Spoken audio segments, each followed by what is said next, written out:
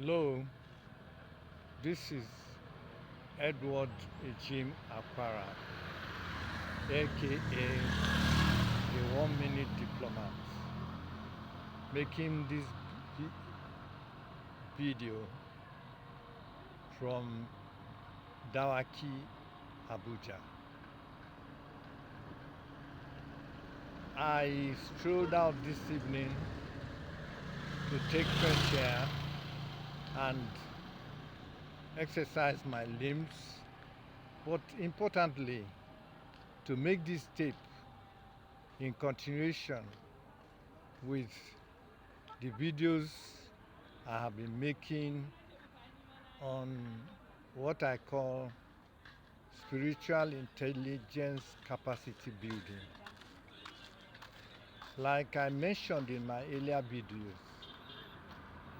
when I came back to Nigeria after my stint in the Nigerian Foreign Service, I had a divine revelation in St. Paul, Minnesota, that the best place I was going to fulfill God's plans and purposes for me was Nigeria, and I should endeavor as much as I possibly could to help in lifting the suffering masses of Africa, but particularly Nigeria, from the trough of poverty, ignorance, lack and want in which they are wallowing.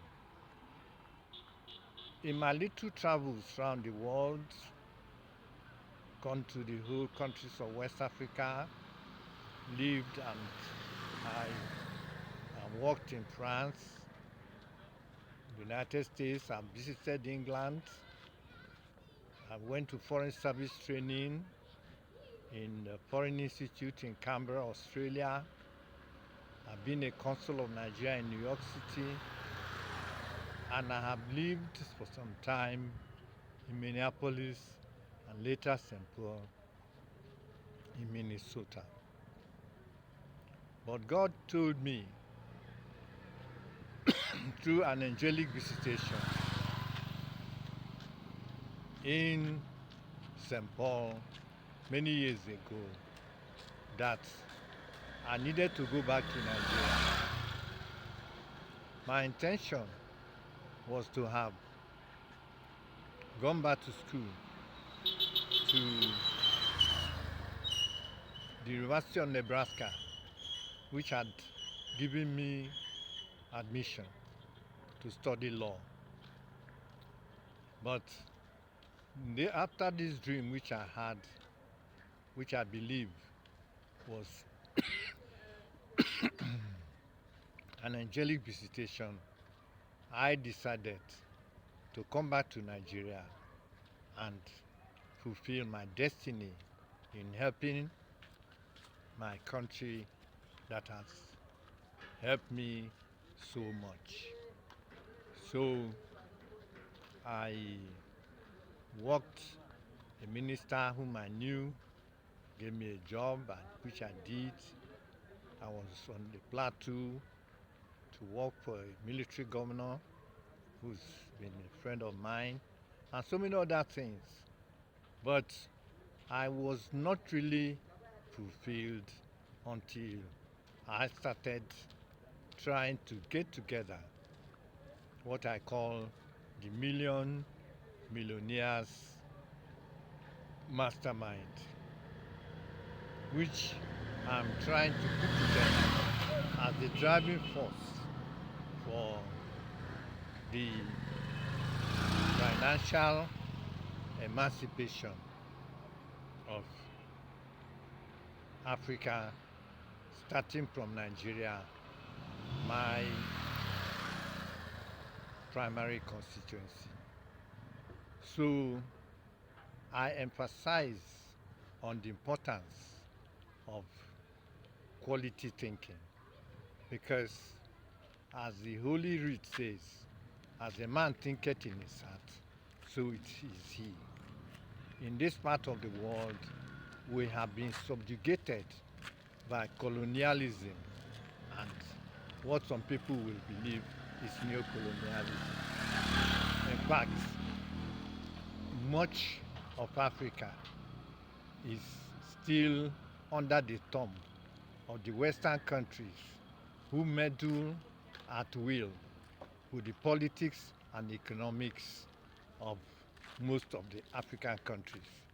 So we are not really independent. Just a short while ago, one of the